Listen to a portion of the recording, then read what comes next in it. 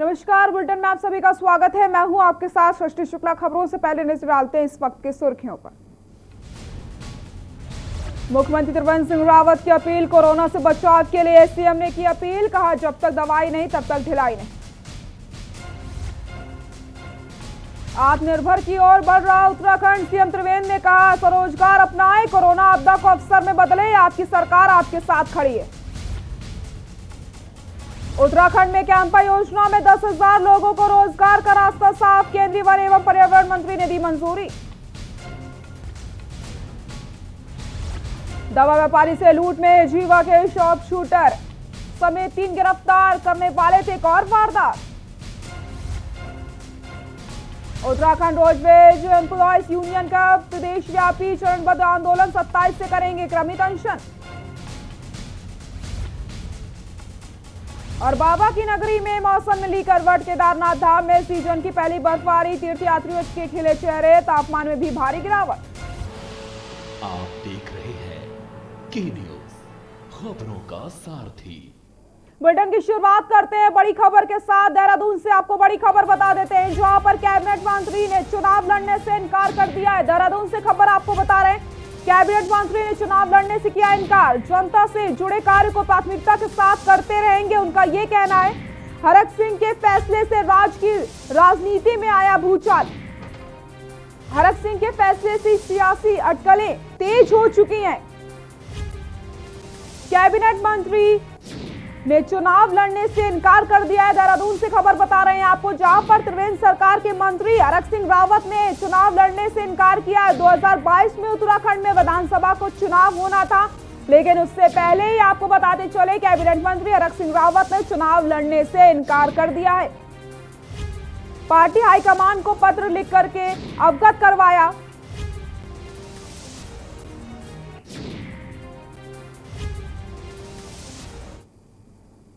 देश के अन्य जगहों की तरह नैनीताल में भी सादगी से दुर्गा पूजा महोत्सव मनाया जा रहा है। सुबह से ही मां दुर्गा के भक्त मां के दर्शन के लिए मंदिर पहुंच रहे हैं।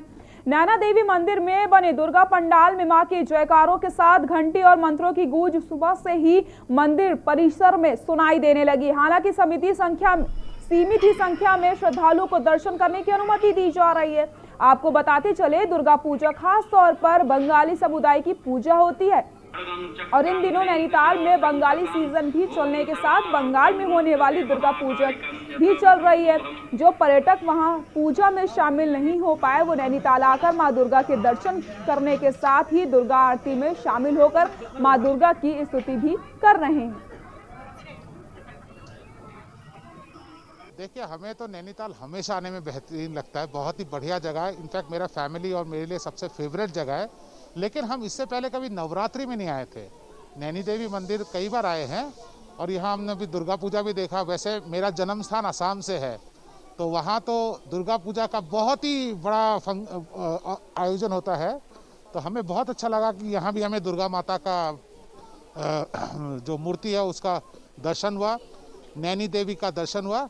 तो नैनीताल जैसे पहले, और आप लोगों ने यहाँ जो आयोजन किया है ये बहुत अच्छा किया है। मुझे बहुत अच्छा लग रहा है। पहली बात तो हम अभी कोरोना के टाइम में पूरा साफ है, तो वो बहुत अच्छा लगा। और सब लोग यहाँ पर आए हैं, सब लोग दर्शन कर रहे हैं। और नैनीताल खुद इतनी सुंदर जगह है, तो मुझे बहुत अच्छा लगा यहाँ पर आकर।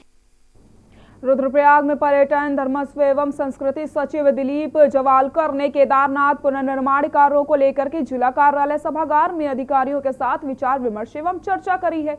उन्होंने कहा कि केदारनाथ धाम में रह रहे लोगों की आजीविका को ध्यान में रखते हुए केदारनाथ धाम को आध्यात्मिक टाउन के रूप में विकसित किया जा रहा है। केदारनाथ में हो रहे कार्यों पर विस्तार से जानकारी देते हुए पर्यटन सचिव ने विभिन्न विभागों से केदारनाथ में प्रस्तावित एवं निर्माणाधीन कार्यों पर चर्चा करी है। कहा कि मास्टर प्लान को ध्यान में रखते हुए केदारनाथ धाम में आगे के निर्माण कार्य किए जाएंगे।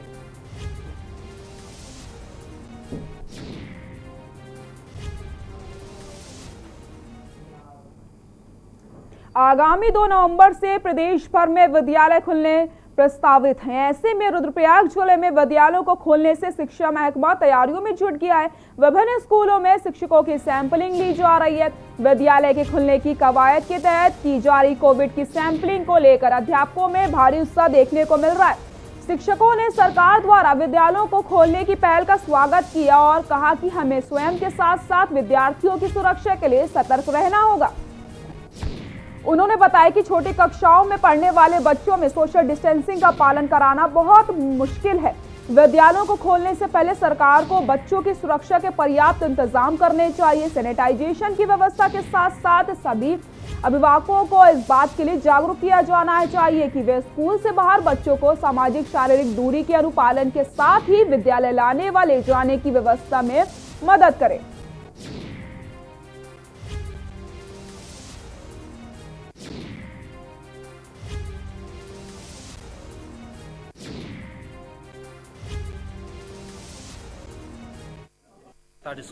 महीनों से स्कूलें बंद थी। इसका हमारे खास करके जो शिक्षा पर छात्रों पर बहुत बुरा असर पड़ा और अब जब स्कूल खुलने की शुभगाहट चल रही है तो इससे अभिभावकों में, छात्रों में काफ़ी उत्साह देखने को मिल रहा है। लेकिन साथ ही साथ अभिभावकों को ये चिंता भी सता रही है कि स्कूल के खुलने से कहीं हमारे बच्चे फिर से संक्रमित न हो जाएं। इसलिए अभिभावक सुरक्षा की पूर्ण वो चाह रहे हैं कि हमारे बच्चों की पूरी तरह से सुरक्षा हो। सोशल डिस्टेंसिंग के तहत बच्चे 2 नवंबर से हमारे विद्यालय खुलने जा रहे हैं। कोविड-19 के बाद, मार्च के बाद पहली बार विद्यालय खुलेंगे, बहुत खुशी की बात है।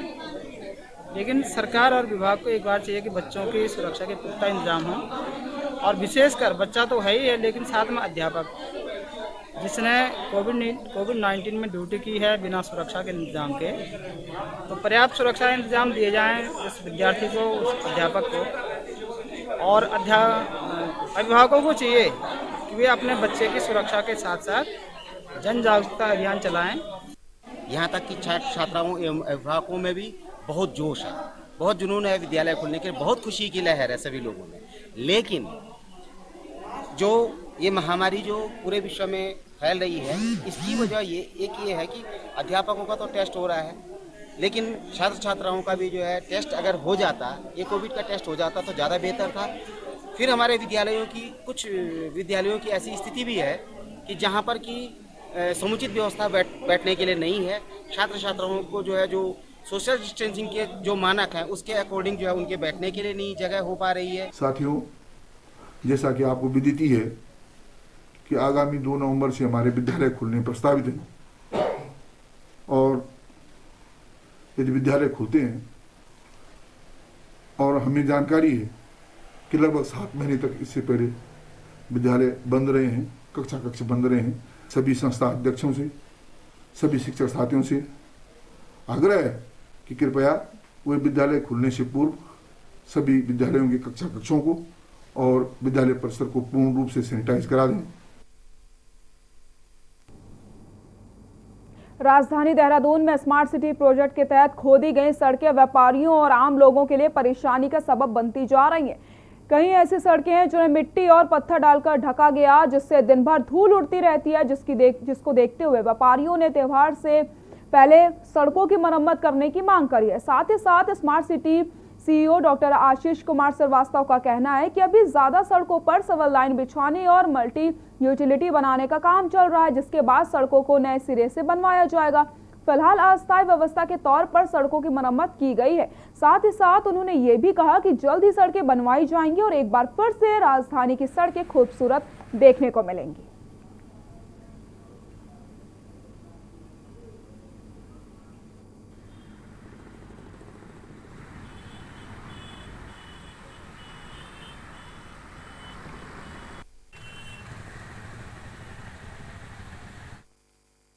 उत्तराखंड में अब प्रदेश के सभी सरकारी पीजी कॉलेजों व विश्वविद्यालय के आगामी 8 नवंबर से छात्रों को फ्री वाईफाई सुविधाएं मिल सकेंगी, जिसके लिए राज्य सरकार की ओर से 4G वाईफाई सुविधा के लिए निजी कंपनी के साथ अनुबंध कर लिया जाएगा। वहीं उच्च शिक्षा मंत्री धन सिंह रावत ने जानकारी देते हुए बताया कि प्रदेश में 105 सरकारी कॉलेज और विश्वविद्यालय में 4G वाईफाई सुविधा उपलब्ध होगी। उन्होंने बताया कि राज्य के करीब 2 लाख छात्रों को इस सुविधा का लाभ भी मिलेगा। साथ ही साथ मंत्री धन सिंह रावत ने कहा कि आगामी 8 नवंबर को मुख्यमंत्री त्रिवेंद्र सिंह रावत इस प्रोजेक्ट की औपचारिक शुरुआत करेंगे।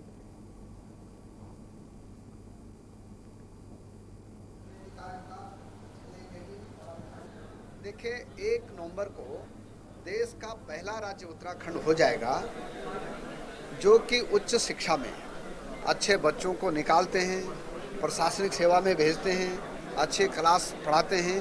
अभी तक हम शिक्षक पुरस्कार खाली माध्यमिक में देते थे, अब हम प्रोफेसर भक्त दर्शन पुरस्कार जो है उच्च शिक्षा में 1 नवंबर से दे रहे हैं।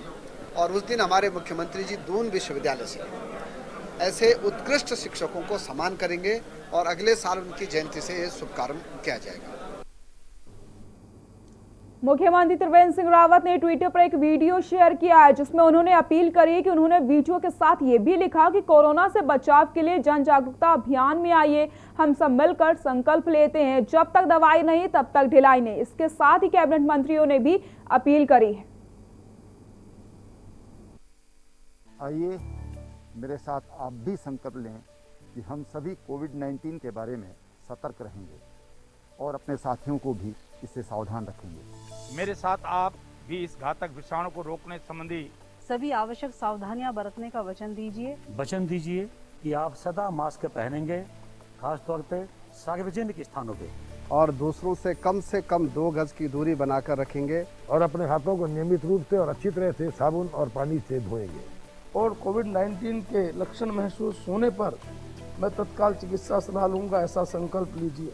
मेरे साथ आप भी इस वचन में शामिल हों कि कोविड-19 से जुड़े आचार व्यवहार का पालन करेंगे और दूसरों को भी ऐसा करने के लिए प्रोत्साहित करेंगे। जब तक दवाई नहीं तब तक ढिलाई नहीं। हम एक साथ मिलकर कोविड-19 के खिलाफ इस लड़ाई को जीतेंगे। उत्तराखंड आत्मनिर्भर की ओर बढ़ रहा है। वहीं सीएम त्रिवेंद्र सिंह रावत ने कहा कि स्वरोजगार अपनाए, कोरोना आपदा को अवसर में बदले, आपकी सरकार आपके साथ खड़ी हुई है। हमने 40% डिस्ट्रिक्ट प्लान में भी इस समय स्वरोजगार पर सभी जिलाधिकारियों को निर्देशित किया है कि स्वरोजगार पर आप बजट का 40% खर्च करेंगे। अगर हम पूरे राज्य में देखेंगे तो 250 करोड़ रुपया है उत्तराखंड जैसे छोटे राज्य में, और लगभग 300 करोड़ रुपया एमएसएमई से हमने रखा है स्वरोजगार में। तो ये मौका है हमारे पास। और जो माननीय प्रधानमंत्री जी ने अपने भाषण में कहा था कि इस आपदा को हम अवसर में बदल सकते हैं, और अवसर में बदलने का ये मौका आज आपकी सरकार आपको दे रही है। इस अवसर का आप लोग लाभ उठाए हैं, ये मैं आपसे जरूर कहना चाहूंगा।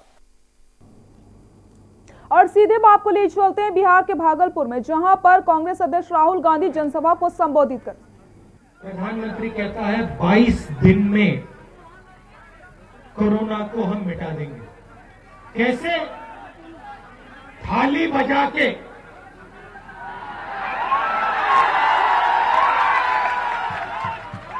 थाली बजा के और मोबाइल फोन की लाइट जला के हम कोरोना को 22 दिन में खत्म कर देंगे। अच्छा, आप भी बड़े होशियार हो। आपने कहा भैया थाली बजाने को कह रहे तो बजा देते, लाइट जलाने को कह रहे लाइट जला देते, आपने कर दिया। अब 6-7 महीने हो गए, कोरोना फैलता जा रहा है। प्रधानमंत्री एक शब्द नहीं कह रहे, मगर मैं आपको याद दिलाना चाहता हूं, जब कोरोना आया बिहार की जनता, बिहार के मजदूर इस देश के अलग अलग प्रदेशों में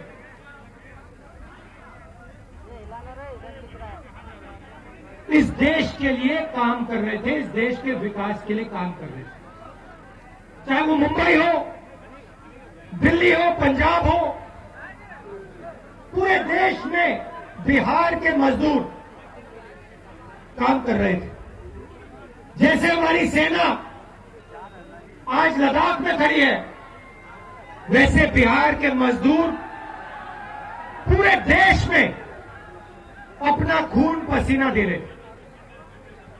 नरेंद्र मोदी ने आपको एक दिन नहीं दिया, एक दिन नहीं दिया। शाम को अनाउंस करते हैं कि भाइयों और बहनों, पूरे देश में हम लॉकडाउन कर रहे हैं, पूरे देश में हम लॉकडाउन कर रहे हैं, मगर प्रधानमंत्री ने एक मिनट ये नहीं सोचा कि बिहार के जो मजदूर हैं,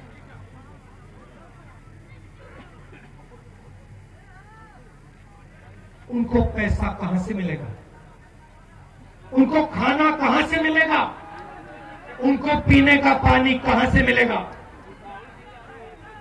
और आपने देखा, हम सब ने देखा कि बिहार के मजदूर हजारों किलोमीटर बिना पानी, बिना भोजन, मरते पिसते बिहार की ओर चले। क्या प्रधानमंत्री ने आपकी मदद की? प्रधानमंत्री ने कहा देखो, मैंने सोचा नहीं, गलती हो गई, 4-5 दिन की वार्निंग देनी थी, गलती कर दी मैंने, मगर ले आओ, बसें लो, ट्रक लो, रेलवे गाड़ी लो और वापस घर जाओ। ना, प्रधानमंत्री ने आपको ना बस दी, ना गाड़ी दी, ना ट्रक दी, ना रेलवे।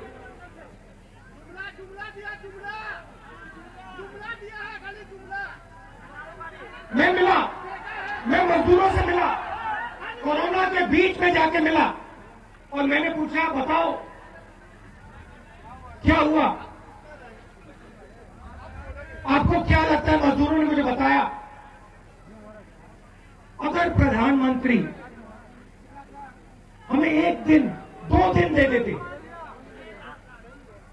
हम आसानी से लाखों करोड़ मजदूर घर पहुंच जाते। हमें यह समझ नहीं आ रही है कि ये प्रधानमंत्री ने हमें 1 दिन क्यों नहीं दिया। हम इस देश को अपनी पूरी जिंदगी देते हैं, हमें इस देश के प्रधानमंत्री ने 1 दिन क्यों नहीं दिया। और मैं आज आपको ये बताना चाहता हूं कि प्रधानमंत्री ने आपको 1 दिन क्यों नहीं दिया। और आने वाले कल में प्रधानमंत्री नीतीश जी आपके लिए क्या करने जा रहे हैं। आपको नोटबंदी याद होगी, याद है? ये भूल गए? देखो भैया, बिहार की जनता का अगर कोई जेब काटता है तो बिहार की जनता कभी नहीं भूलती, कभी नहीं भूल सकती। आपसे होशियार इस देश में कोई नहीं है, पूरा देश जानता है।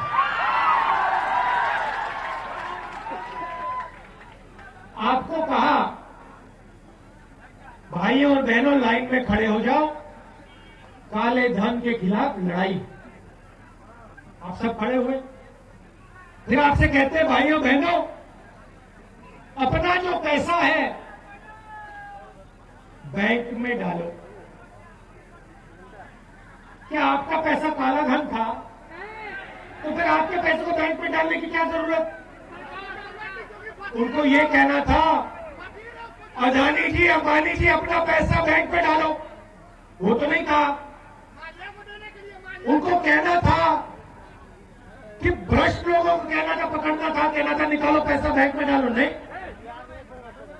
उन्होंने कहा हिंदुस्तान के किसानों, मजदूरों, गरीब भाइयों और बहनों, अपना पैसा बैंक में डालो। जैसे आपने थाली बजाई वैसे आपने पैसे डाल दिए।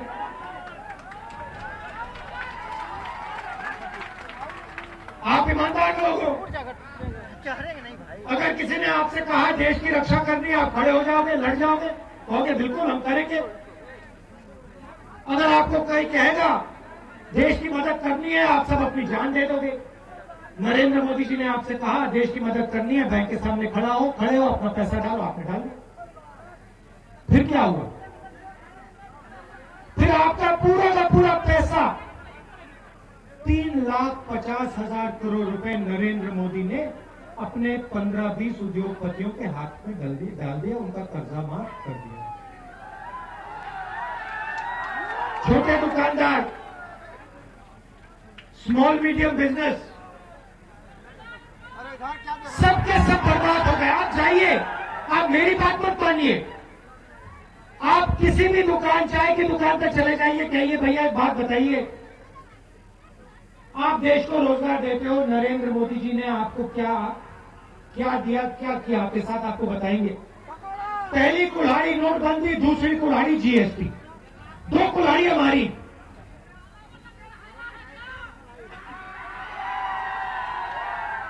और अब कहते हैं 19 लाख युवाओं को हम रोजगार देंगे। अच्छा भैया, 19 लाख युवाओं को रोजगार दोगे, पिछले 7-8 साल से आप क्या कर रहे थे?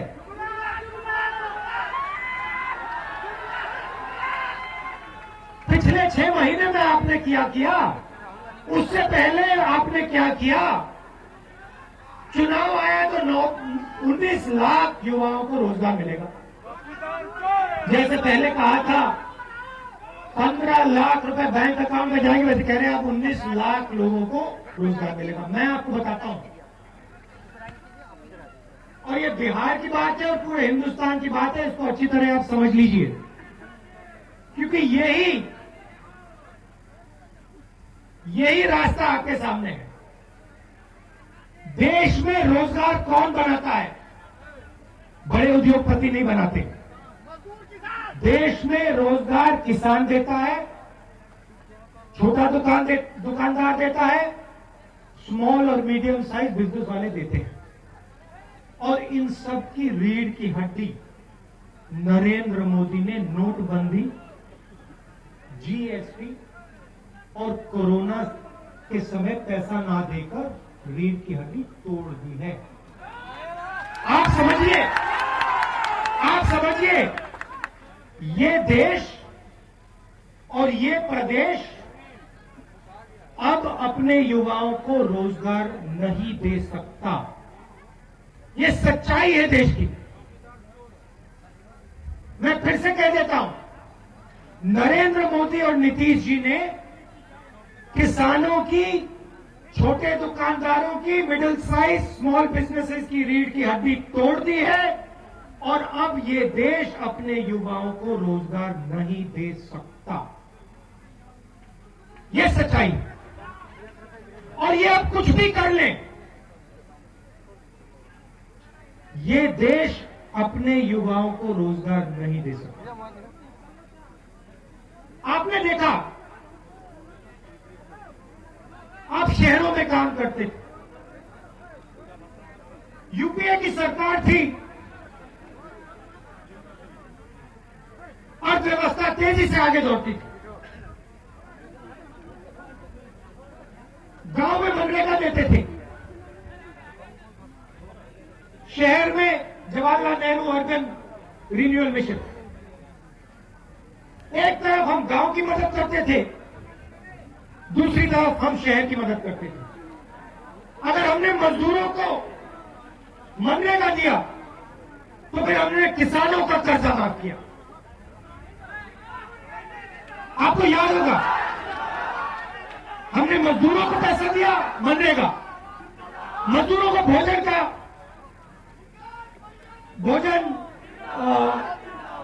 अधिकार दिया, और फिर दूसरी तरफ किसानों की मदद की। क्यों? बुलेटिन में फिलहाल के लिए इतना ही। देखते रहिए के न्यूज़ इंडिया। नमस्कार। आप देख रहे हैं